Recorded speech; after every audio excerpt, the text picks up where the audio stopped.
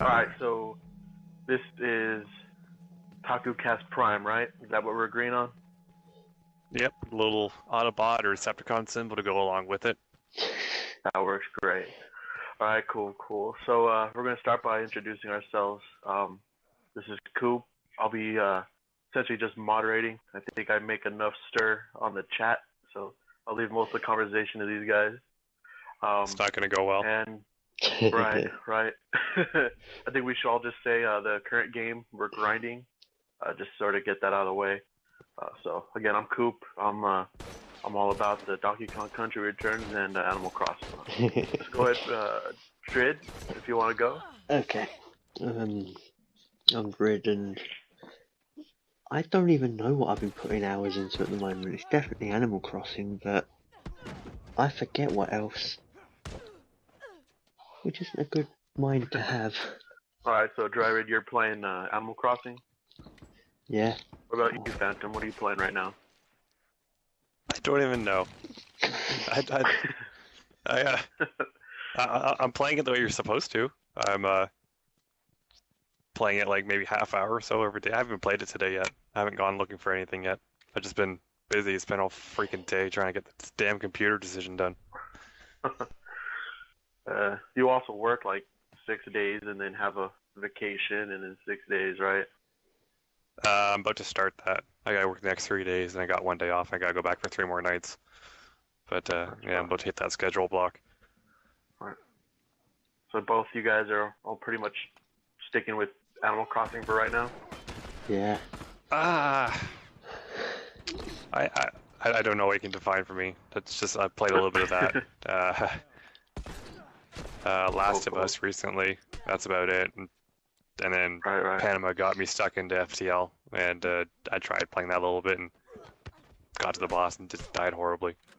Again. Alright, I need to pick up that game. The game looks like a lot of fun. Tali does things very funny. Things is boring as hell. FTL. Where is he, by the way? I thought he was supposed to be on here. He can't find his headset. He's next to me at his computer desk, but I don't know if you'll be able to hear him, but he can't find his headset. Uh-oh. My house didn't eat it. Get a new one. Alright. Alright, let's get right into it then. I think the first question is going to be a pretty big one, but so with since the SNES days and Chrono Trigger and some of those games that a lot of people have been demanding companies to do 180s on, with recently Xbox, the One and its DRM, and even Nintendo and its 180 on Smash Brothers at EVO. What do you guys think about consoles and major publishers doing 180s? Mostly depends on the context, really.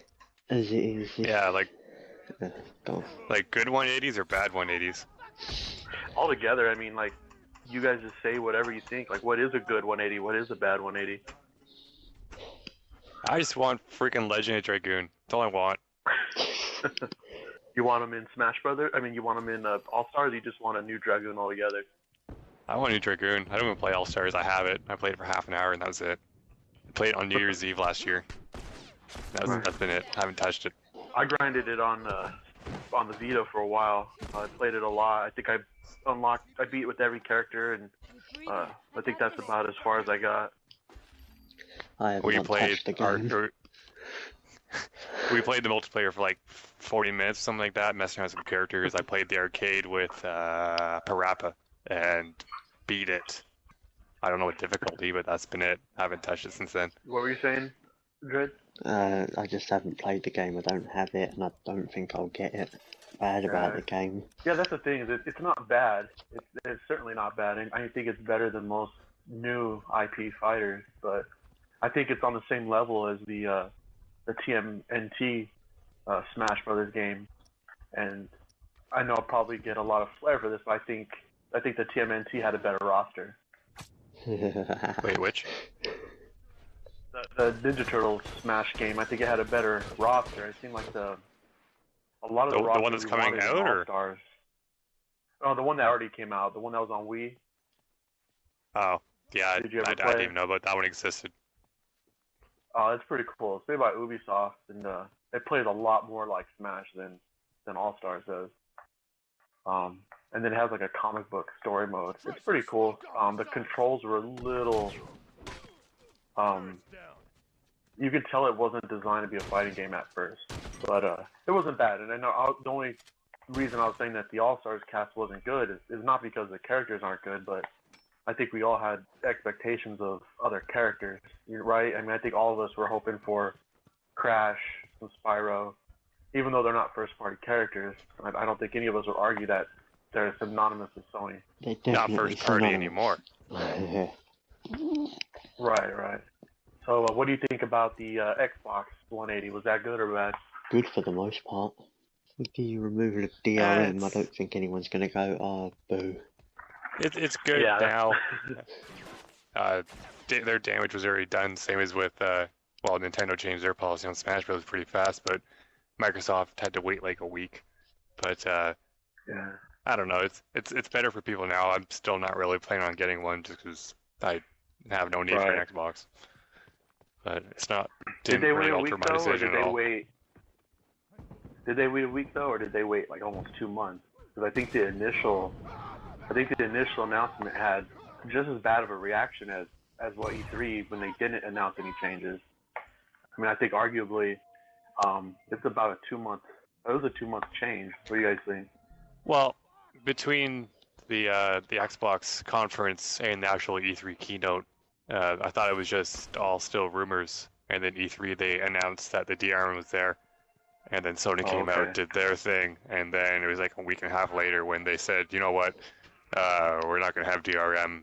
You have to have a day one patch and a bunch of that crap. I might be wrong, but I'm pretty sure the actual confirmation was at their E3 keynote. Right. I think logically we can all conclude that Sony more than likely would have done it if Microsoft was more positive, if the reaction was more positive, and I think Nintendo would have, and I think almost every console probably would have incorporated some type of DRM if it was a positive. So on that note, do you think that DRM's never Sony... positive? Right. At least not from a consumer perspective. Yeah. Right. No matter how many gimmicks they throw in with it, right? I was trying to remember some of the interviews. I know Jack Tretton, and I can't remember the president of is it Yoshida something? Right. I don't. The president of Sony Computer Entertainment or whatever, something like that. I don't remember which one it was from, but they mentioned a few times how like the price was set months ahead of time. Their no DRM was set months ahead of time. Had nothing to do with Microsoft doing the announcement. They just wanted to wait for E3. Right, Shuhei Yoshida. Yeah, that's right. Right, yeah. But apparently they had all waiting. It was all in the plans. Yeah. I'd still prefer to think it wasn't. Yeah, I'm in the Sony is a really aggressive and strong company. They're brilliant, you know, and I don't think they would simply say no to it unless they knew for sure that there was going to be negative reaction. And I think the rumors of Xbox before, like, you know, since as far back as, you know, last year, I think they are kind of backpedaling from since then, or not backpedaling, but at least saying that it wouldn't be a good idea.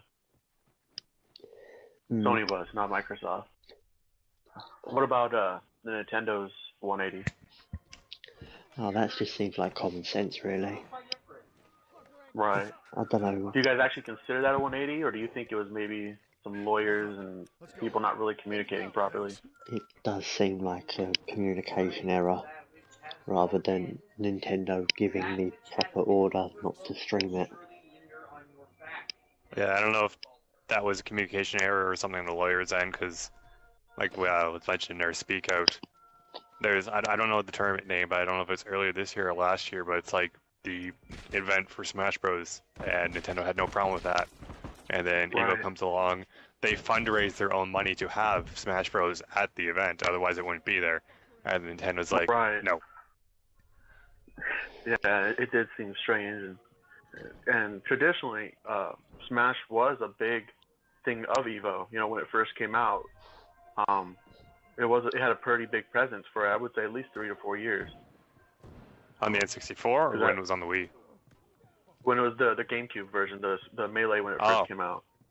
Okay, the GameCube. Yeah. Everyone loves the GameCube. I could be wrong. I might be thinking of other events, but I'm pretty sure I remember reading a lot about it on Shoryuken. And constant, huge tournaments and stuff like that. Well, probably. I can't remember very well that long ago, but I don't think there's really, besides for probably still Street Fighter 2 or Marvel vs. Capcom 2, there wasn't really anything else. Dead or Alive has always been pretty huge at EVO. Dead or Alive was pretty big. That was probably the primary fighting game until Street Fighter 4 and the new Marvel vs. Capcoms came out. I did not know that. Right. So earlier you guys said that at least Phantom said that he was playing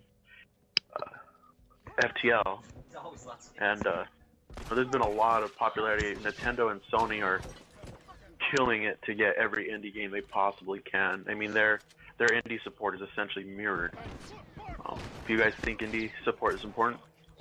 I think indie it is. Support, yeah, I learned mostly about them back when Humble Bundle came out, and that's when I got, I think it was the third bundle, when I got Binding of Isaac, and for like the next 3 months, I went to like Indie Royale, Humble, and Indie Gala, and basically bought everything they had. My Steam's full of indie games right now. I haven't touched half of them, but I know, hopefully now that Nintendo's being nicer about it, I really hope they decide to release Binding of Isaac on the 3DS store, because I'll get some use out of that again.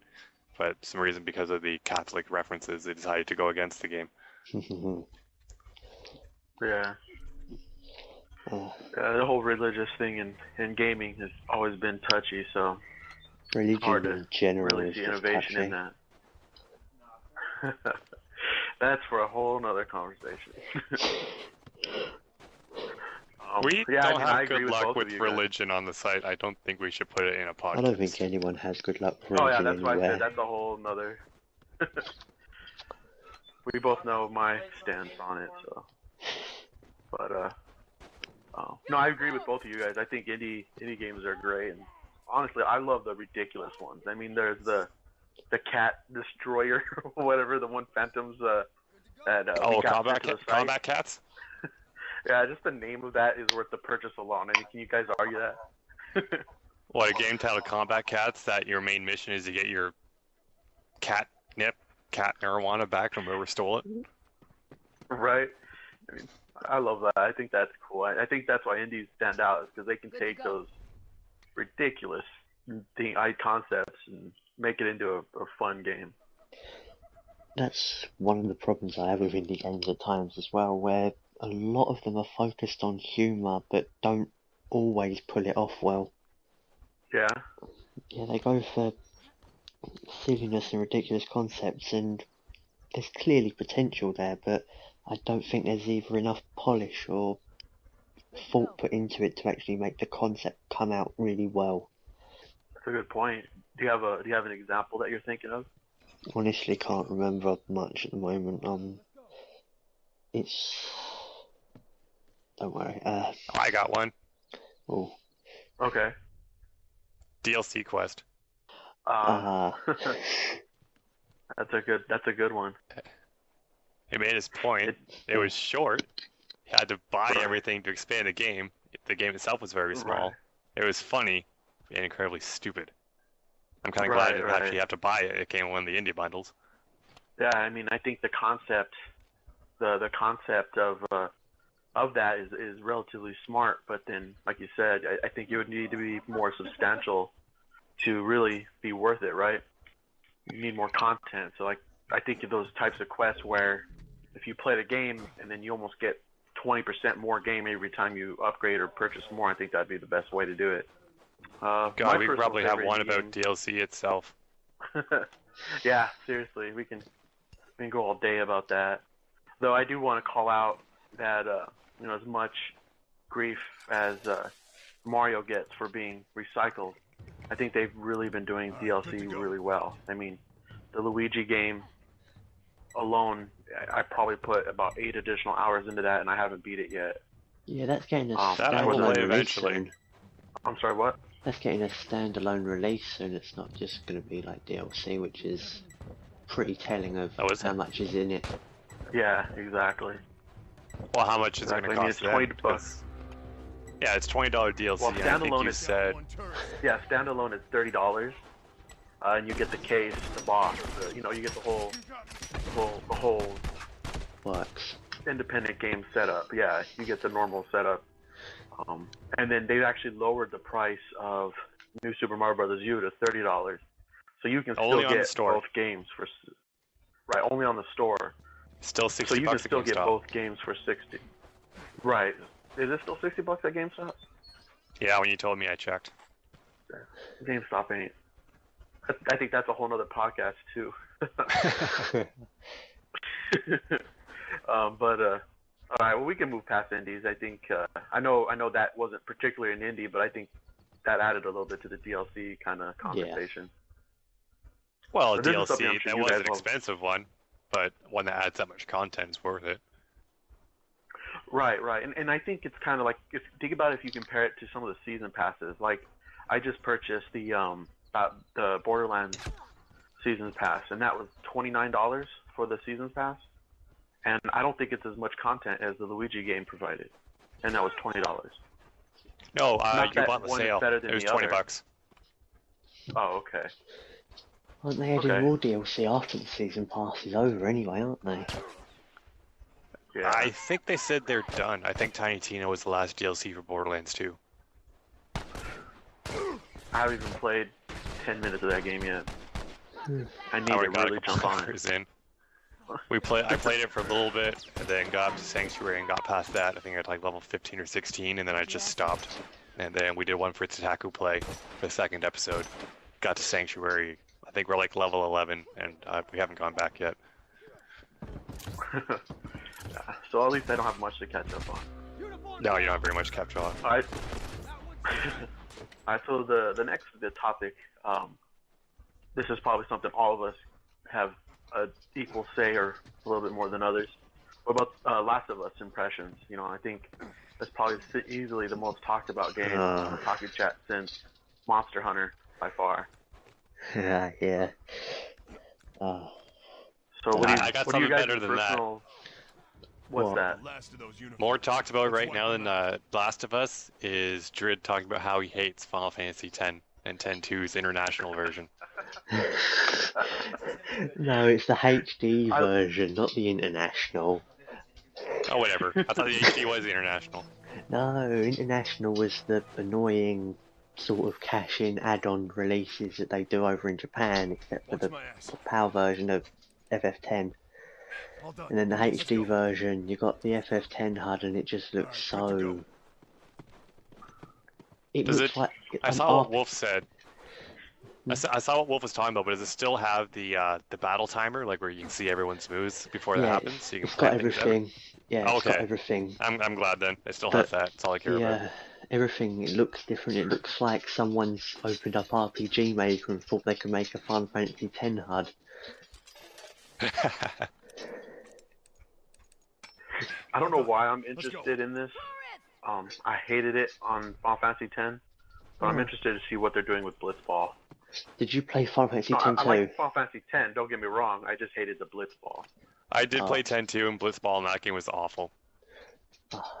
Blitzball's always awful. I never liked it either, and I never won at it, maybe that's why. But, Well, it was better when you played the game. In Final Fantasy 10-2, you coached them. yeah, I played about 4 hours of 10-2, and I need to play more of it. I like the whole, I know there's a lot of controversy of it, but I like the whole, the job class swapping that you could do in real time. I thought that was brilliant. Yeah, I will say 10-2 has the best battle system in Final Fantasy so far. I agree. Close. I think 12 would be a close second, but definitely 10-2 is the best. Oh, 12 is good as well, but as a Final Fantasy game, it was quite different, and so I'm putting it a bit low 'cause it's not the same sort of ATB style thing. Oh, okay. Yeah, I think that's true. And you know what's funny is the most popular Final Fantasy, objectively, without any doubt, is 7, right? I mean, objectively. Yeah. So I mean, regardless of what our opinions are, and what's funny is 7 probably had the most substantial change in the entire series by far. It went to the most, like the pop. It really brought in that Japanese culture that none of the other Final Fantasies had. And so I think that's what they were banking on with like 13, and I think that's what they were banking on with 12. I think they're looking for those dramatic changes. I'm skipping 9 because I know that kind of went back to the classic style like 12 did, but not a lot of people played 9. I mean, there's a lot of people say they loved it, but they don't know who Princess Garnet is, What? 9 was a damn good game. Oh, 9 was It was good. It was so full of callbacks. The first time I think it's one of those games. The first time that me and Tally played Final Fantasy 9, we called Garnet, instead of Dagger, we called her Renoa. I called her Renoa. Fuck yeah, I did. Oh, yeah. Yeah, she did look like a chibi in Renoa, didn't she? Yeah, a little bit. Although, Beatrix was the coolest character in that game. Yeah, this is Beatrix was a better one. Beatrix kicked ass. Yeah, that was Steiner's girl, right? I think Beatrix was only one of the end, best characters because you never got to use her much. You had that one section, and she kicked your ass in every other section, but... What I always know with Beatrix is she always left you with 1 HP. Never outright killed you. That's true. She was a pain in the ass, wasn't she? Another thing is, like all those HD remakes, like the DuckTales and The Boy and His Blob, all those remakes where they're making the same game, but they're essentially completely doing backgrounds and sprite art, all that. I think 9, if they left it exactly as it is, and they just re-rendered the backgrounds in higher quality, and maybe increase the polygon count on the characters, and just leave the game exactly as it was, would be a phenomenal success right now. Agreed. 9 is full of a lot of really good textures as well. If you up the resolution up in EPSXE, you can see some of the things are really clear. Even at the beginning of the game when you play as Vivi and you hand in the ticket to the guy, there is a texture file in that is so brilliantly clear. You can read every bit of text on it. I'm trying to recall that. Is that in the beginning where you first meet each other? It's the beginning it's literally the beginning when you play as Vivi. You go up to the ticket master, you hand in your ticket, and he tells you it's a fake. Right. Okay, so that's when you guys are doing that carnival thing or whatever. That's right. Yeah, that's when you guys plan to capture her. Yeah. Okay, that's right. I forgot about that, even though it was the beginning. I like the incorporation of the Moggle, Moogles, whatever you want to call them in that game. The way they were your scribes. I think that was the best game with Moogles. Yeah, well, I don't know. Crystal Chronicles was pretty cool, where you could paint them and cut their hair and put little ribbons on. I love that. I just like making it just... I like 10 hours. Oh. I did, like, on one of them, I remember painting their butt hair like a bee, and so, like, when they were flying, it looked like their little bee chasing you. It was awesome. I spent so much time in that, and then I figured that when you put a Game Boy Advance into it, depending on what colour your Moogle was, would change what shows up on your Game Boy. Xbox has like a oh yeah. Like a social Nintendo was doing that whole remote play idea before anybody cared. Oh, not this again. What happened? What happened? I said not this again. I think that was one of the first stir-ups I remember you causing. Oh, right, yeah. Well, that's the thing, is that every time somebody wants to argue against Nintendo, they make, well, that doesn't count because of this reason, because it doesn't meet my exact reasoning, and I'm so stubborn that I have to fight that.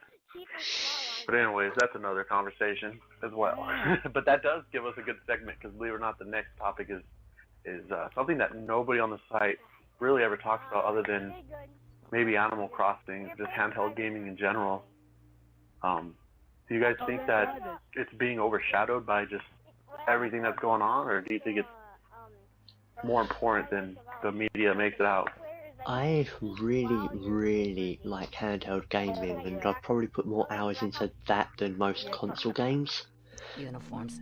They ain't getting our gear. But at the moment, where we've got the Fuck those guys. new generation PS4 and X1 coming in soon, it's sort of overshadowing anything that's going to come out.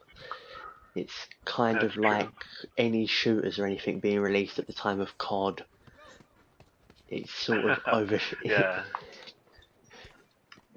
it makes everything Yeah, you seem really a bit have to be. hidden. Yeah, that's a good point. I mean, releasing anything during that week of Call of Duty is just suicide. Happened There's with like Halo no other as well. resolution for that. Yeah. Happened with Halo when Halo Luckily, 2 Halo came isn't out. a yearly thing. Yeah. What happened when Halo 2 came out? Halo 2 came out about the same time as the first Kingdom Under Fire, well not the first Xbox Kingdom Under Fire game, and no one knew that Right. game existed. Well, didn't Unreal also launch with the Xbox alongside Halo? It's one of the better Unreals, but like nobody ever heard of it. The Unreal Championship 2002 or something like that. I have no idea. Man, point proven.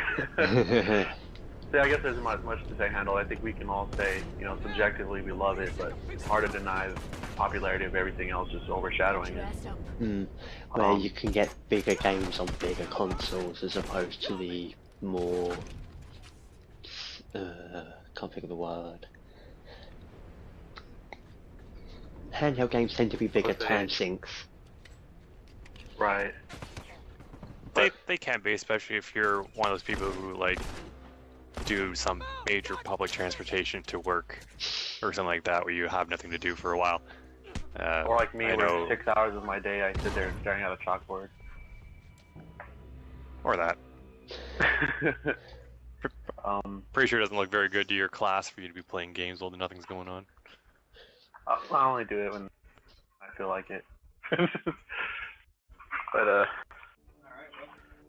that's another conversation too. But I think console games are more substantial. I think you get more out of it with content and experience. But I think the handheld games work well for that repetitive experience that you really can't get, that you wouldn't justify on a console. I mean, I don't think Animal Crossing would last. I don't think I'd put 71 hours in Animal Crossing on a console. Not because it's not as good, but because I'd have to sit there and kind of stare at it. You say that, but with Monster Hunter. No, Monster Hunter. That started off as a PS2 game, and that would be put hours and hours and hours into it, and then they moved it onto PSP, and it still remained basically the same. Right. Yeah, there was some. True. And then they moved it onto the Wii with free, and everyone was a bit, why Wii? Why not PS3? And everyone was like, oh, it's clearly because they don't want to upgrade the graphics. And Capcom's like, it's really not. Right. Sorry. And then now that it came out on Wii U, then they used the Crytek engine, and everybody's freaking out about it. Does the Wii U have support for that? I really engine? hope we get 4.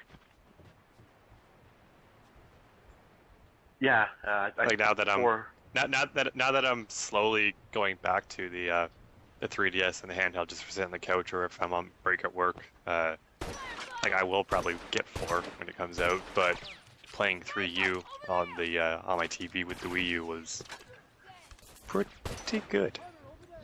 I have to say, and it might sound fanboyish, but I think they did a good job porting the U version, because I don't think it ever looked that clear on any other system. It's that crisp, that well done. Yes, well, I could actually bring up Monster Hunter Portable Third, which was a PSP release in Japan that got a HD release on the PS3, and I think that does about the same job that 3U did on the Wii U. Okay. Well, that's good. Then at least they're being consistent when they do their conversions or their ports.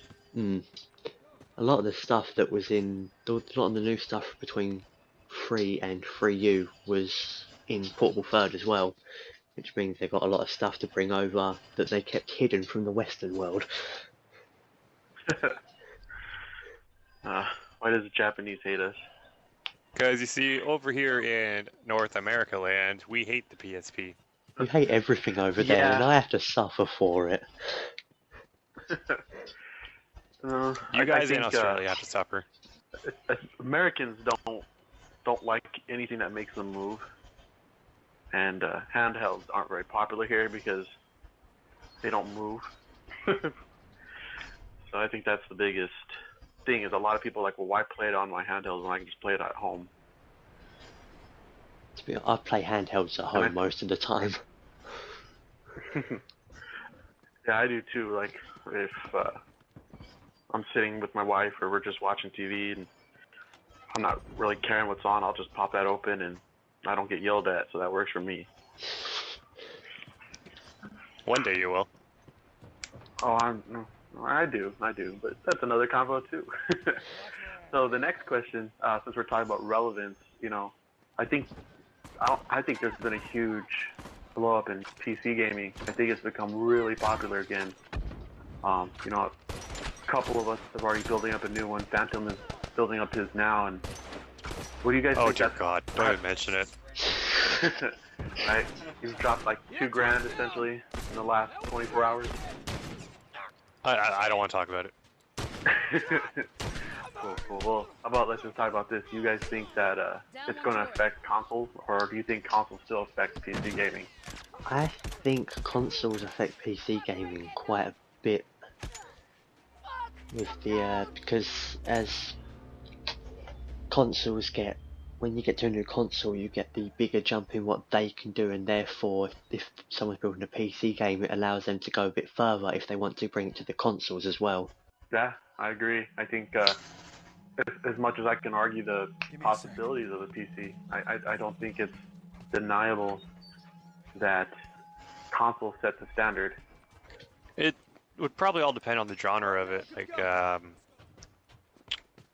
I didn't really need to upgrade my computer, but I wanted to just because it's been a couple of years and I want to play Final Fantasy 14. Even though my current one played it somewhat well, I want it to look a little better and running a lot smoother. But something like that, I would play on the computer over the console. I do play a couple first-person shooters on the console just because I've been used to it for so long. I don't really have a preference over the mouse and keyboard debate, but it kind of goes down to what the game is, I guess. If you want to say it's better for one or the other. I agree. Though I do have a little bit of preference in the console keyboard. There's computer games that I won't play if I can't use my Xbox controller or any other type of input. I can't stand mouse and keyboard.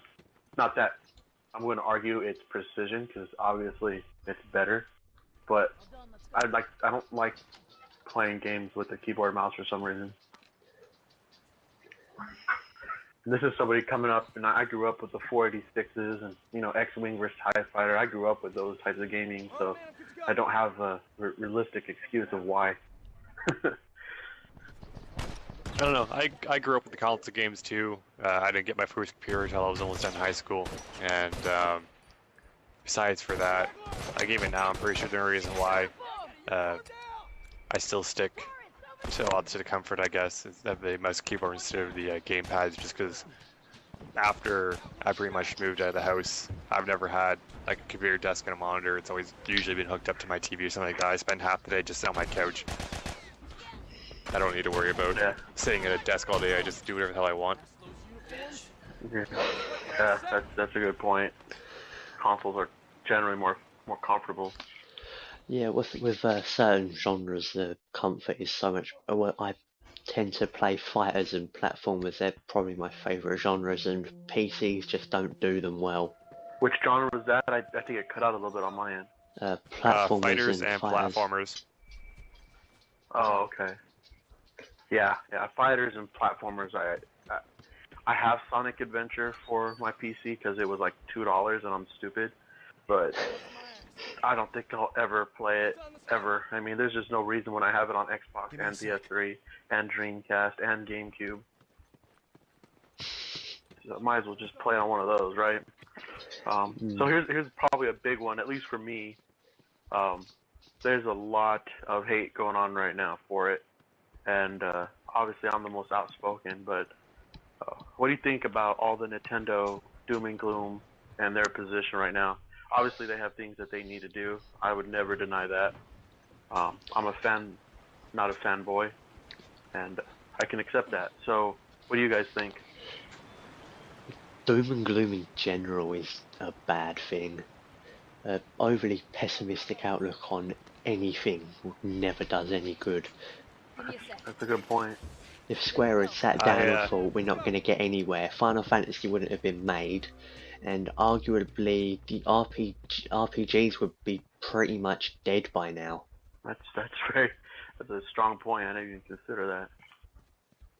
Yeah, I don't know if we ever set an agreement to what we can say during this thing, but Nintendo really needs to fix their shit. Yeah, I agree. I think they have an image that they need to definitely reestablish. So, why don't you elaborate on what you mean? Well, it was like Miyamoto just said, I think yesterday, that there's a new IP coming.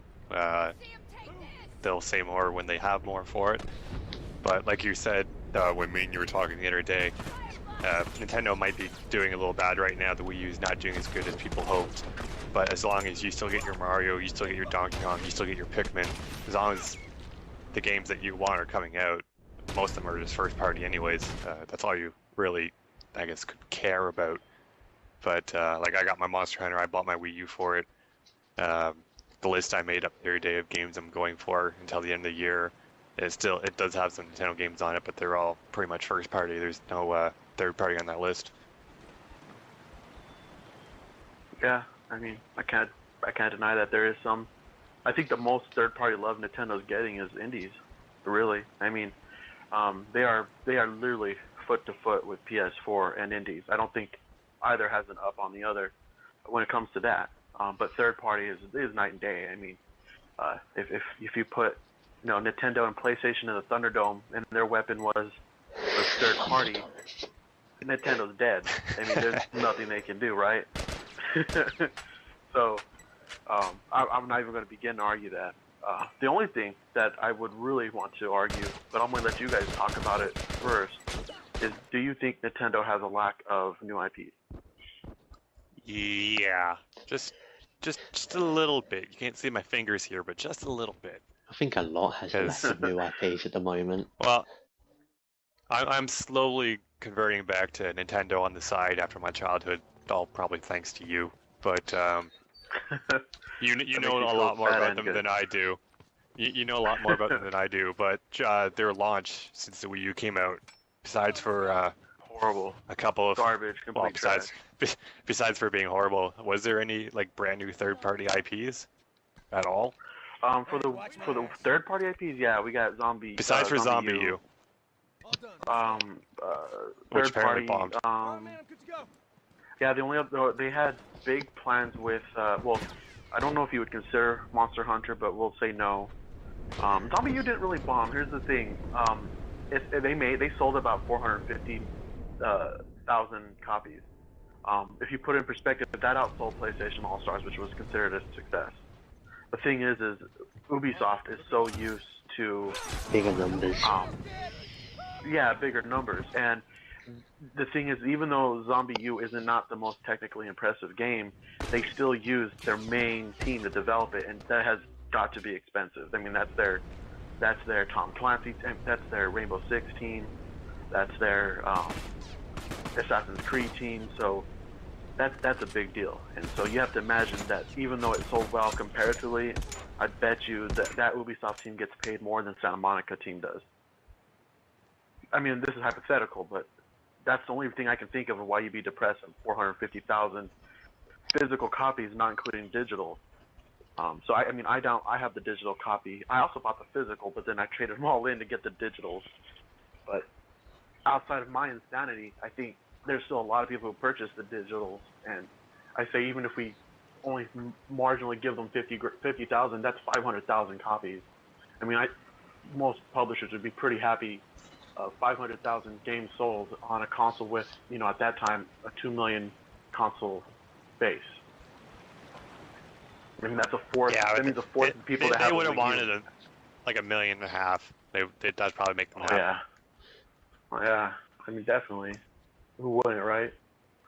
All right. So you guys both strongly agree that they need more new IPs. Oh, First party. definitely. Okay. Well, what do you think? So, I'm not comparing Sony out of any type of agenda. I'm only comparing it because it's the easiest to compare. So, a lot of people will say things like, because Nintendo Monolith soft now, and a lot of people are saying games like Xenosaga, which had no mention of any of the other. I'm sorry, Xenoblade had no mention of any of the Xenosaga games. It had no reference whatsoever. The name was just comparatively similar. So it was a new IP. It wasn't a reboot. It wasn't even as close as Chrono Cross was to Chrono Trigger. That's how far apart it was.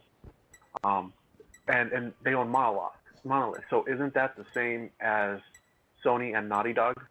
And even at that, let's go a little bit further. Wouldn't that be the same as Quantic Dream and Sony? Quantic Dream. My favourite movie makers. So, well, I won't deny there's a lot even of more than popularity there. Kojima. Nice. Oh, it's a bit I would say I that's love a Metal tough- Gear that's a Solid, decision. but the story is horrible. Yeah, you played the It game really to watch is. the movies, not the game. Yeah, I think Good. I think Metal Gear Solid is sort of the Rambo of video games. There's a story. It's pretty deep. It's relatively strong. I mean, Rambo's silly, but it's a pretty good story. He's a Vietnam rep with the whole crazy I kill things when I get scared. But it's still a good story, and I think that's how Metal Gear Solid is. Where Quantic Dream is like, it's like Platoon. It's really all about the story. You don't go into it for the action like you do for Rambo. Yeah, I know that's a little of an American reference there, but that's about all I can do. yeah. But so yeah, I mentioned Xenosaga or Xenoblade, and a lot of people say, well, Nintendo has new IPs, but they threw that out, and to their own stupidity, they didn't bring it to the West fast enough. So I think that affected a lot of sales. I imported it. I got it from I got it from Japan. Then I imported again from Europe when they said it's pretty much not coming. And then when it came to America, I didn't buy it. I just I figured I spent $120 after importing and shipping and all that, and I just had enough with it. Not that it's a bad game, but it's not fair. So that is their own stupidity. However, there's also X coming, and that's made by Monolith Studio. And again, they're saying the X is more of a homage to I can't think of his name, but the person who created Monolith Studios, who came from Square, and all that. So a lot of people are saying that's probably not going to have much to do with Xenogears or Xenosaga or any of the Xeno series. So, then there's Dylan's Rolling Western. There's Pushmo. There's Crashmo. There's countless 3DS games that are all Nintendo made. Chibi Robo, they're coming out. Last gen, we had everything from the Wii games. Those are all new IPs, whether we like them or not, whether they're popular or not. They're new IPs. Nintendogs. I mean, none of us can say we're obsessed with Nintendogs, but I did like it the first time. Nintendo No. news, mate. No. Nintendo's the news. You could get vases and throw them at the dogs, and it just seems so freaking horrible. So my point is, I think Nintendogs is like the third or fourth most sold game on the planet of all time. I think it's behind number 1 is Super Mario Brothers, number 2 is Mario Kart Wii, and number 3 is like Nintendogs. Or it's at least in the top 5 if I remember right. That just sounds horrible. It does sound horrible, but the thing is though, it is a new IP, and while Nintendo isn't going to make Call of Duty, they're never going to make that. I don't care how much you guys want it. I don't care what anybody says. That's just not no, I'm not saying anything bad about it. What I'm saying is that type of genre is not Nintendo. They will never make a game that anybody can't play. I think the highest rated game they've ever made was, that they made in-house, was Twilight Princess, and that was teen. Twilight Princess. Well, in America, anyways. I'm not sure what the PEGI was. No, I only just Twilight Princess just makes me remember the GameSpot review.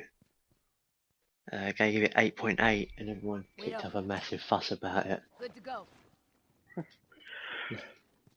Yeah, I think an 8.8 is a fair review for it. I mean, I definitely don't agree with Matt Casamassina, which I love Matt Casamassina, don't get me wrong. He's IGN. But he gave it a perfect 10, and I can't agree with that. But they gave it an 8 and they said it, and I can't remember what they said about it, but then when the GameCube version came out, and then the same person reviewed that, and they said and then they gave that an 8.9, and said you'd be better off playing the Wii version. And then it got even worse. Yeah, at that point I have no way to defend that guy. Because it's the same reviewer reviewing the same game. He gave the lesser game a higher score in his context. He gave the lesser game a higher score and said it was the lesser game. Even though he reviewed the original one for the Wii. I don't know what to say. That's this. Yeah. Gobble. That's another thing I think we could probably have another conversation about is the integrity of reviewers. I think, probably this might be counter to what you guys say, but I don't think giving The Last of Us an 80 should have given so many death threats and stuff like that to GameSpot and to Polygon. No, definitely not. I don't even read reviews anymore. Yeah, I never see you say anything about them ever. The thing with reviews, I wouldn't say that. I'm not going to go out and say they're all paid off. That's why I get high marks. I think with reviews, where it is you've got to review a game in a short amount of time, and when you get something new, you're not always in the big criticizing mode when you're playing something new. You sit down and go, that's amazing, that's amazing, that's amazing, that's amazing, regardless of what it really is. And you don't get the time to sit down and then look back at the game and then criticize it fairly as a game, and you mark it higher than it really should be. I think you're right. I think sometimes it being a job affects it being a game. Is that fair to say? Yeah. I agree. I think there's a lot of games that got that. I'm really old school, so I don't know if you guys remember this. But Super Mario World originally wasn't reviewed well by a lot of people. It was considered too hard, and that's a big controversy. So the reason I'm segueing into this, and I don't know why it worked so well, but it did. Nintendo has become synonymous for kiddie games. But I think any of us who objectively played Nintendo games knows that they have a huge range of difficulty. Agreed. You can play Super Mario U and run through it easily as a 5 to 10-year-old. Probably have a little difficulty on the bosses, but other than that, you could run through it. However, if you decide to get all the coins, the game becomes significantly harder. Where they hide them, how you have to get them. I mean, it literally is like going from easy to nightmare. Sometimes, I mean, on the Wii U game, there's this ice level. I think it's World 3. And I probably spent 4 hours trying to get every coin just in that world. Not because of bad controls, not because of a broken design, because to me that doesn't mean hard, that means broken.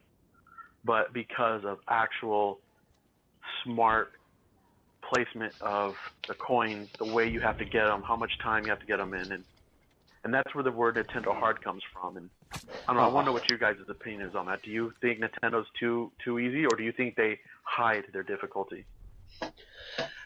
Nintendo definitely hides their difficulty well, because with Nintendo Hard you've got 2 or 3 versions of it. You've got Mario sort of hard, where the levels can be a lot harder than you think they are, and then the bosses, you're either going to have a bit of trouble with them or no trouble at all because they're relatively simple. Then you've got Kirby hard, which is the levels are a joke, and then you get to the bosses and you wonder why they are so difficult.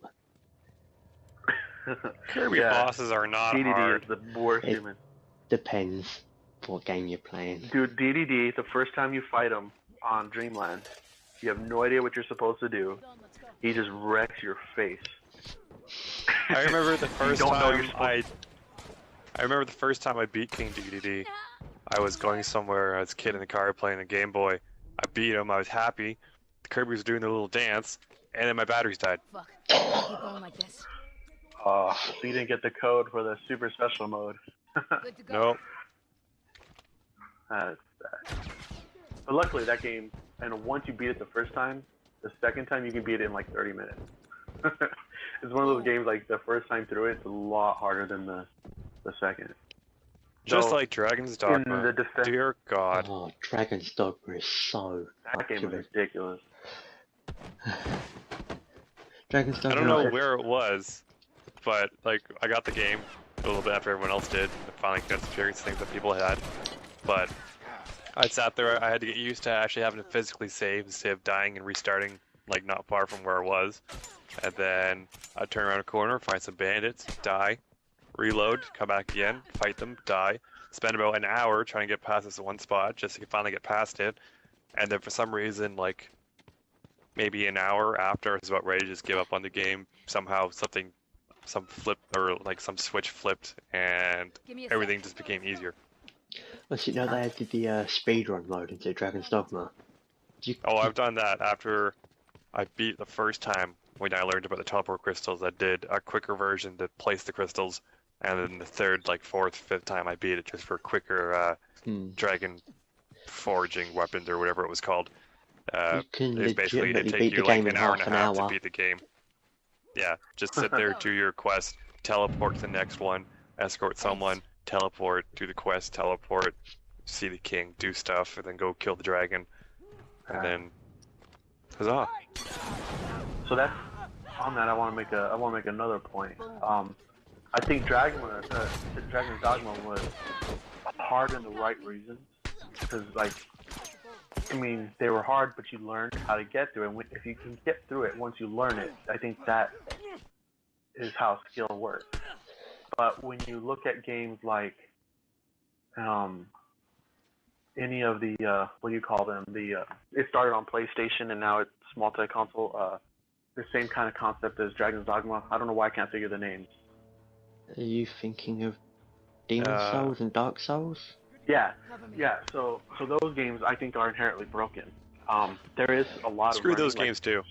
Like, there's a lot of learning like on Dragon's Dogma, but the cliff jumping I hate. The surprise one-hit kills from nowhere I hate. I don't think that's skill. I think that's let's screw you over as quickly as possible. Trying to play Demon Souls and Dark Souls. what was the other one? Dark Dark Souls. Souls. Trying to play Demon Souls and Dark Souls. It was like I told Takupa when I was trying to finally beat Last of Us. He was watching me do it on the stream. That was fun. It's like playing the club. You have to memorize it. Those last two rooms in the Firefly hideout took me an hour and a half to get through. It was brutal. Well, it wasn't just that it was brutal, and that was. I know there's gonna get rage in here, but that was broken too. I mean, I saw you pull a whole clip A horrible into bit. people, a whole clip, and they ran away and got their friend. And look, I understand that some games are built like that. I mean, if this was Unreal Tournament or Gears of War, I wouldn't even think twice about it. But that really took away when I played, because I played it myself. And when I played that part, and I didn't even play it on hard, but when I played it myself, I was like, this is ridiculous. This just turned into Call of Duty meets, or Gears of War meets Uncharted. And I don't have any problem with either of those games, with Gears of War, but that was not The Last of Us at all. That last mission did not feel like The Last of Us. Yeah, when I did that on hard, it took me about 8 tries to do it. First time I went in, tried shooting them, that didn't work. And then progressively I thought, okay, I'm just going to stealth it, and then you got to go around. And then there's this one point where the soldiers are put in such specific places, you basically have to show the game how stupid the AI is to get past without being seen. Pretty much. I know that first room after probably about 20 minutes, half hour when Coop was watching, eventually we get the routine where you run in there, like stealth kill like 4 guys in the same pattern, then try and alter something else.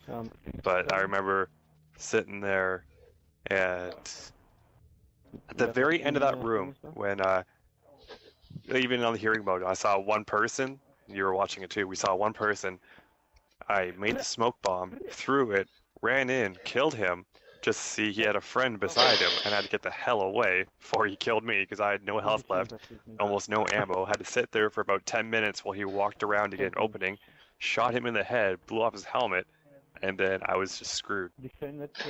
Yeah. Remember that one guy in the corner? Like you were in the office room, and he was by the corner office, and you probably headshot him like 3 times.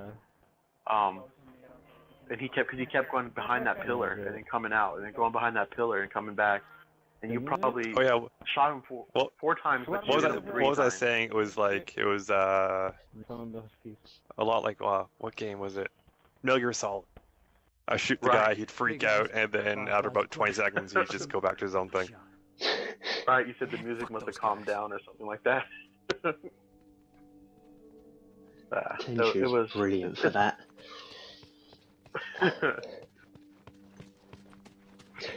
So, but the thing is though, like it is, just The Last of Us is so dramatically changed at the end. Because even in the comments that I was replying to people, I was having a positive thing about it, and I was saying it's not bad, it's good. And then that last part, I'm just like, they dropped the entire ball. It's not a bad game. That last part really bugged me. Did you guys? The multiplayer I have not played.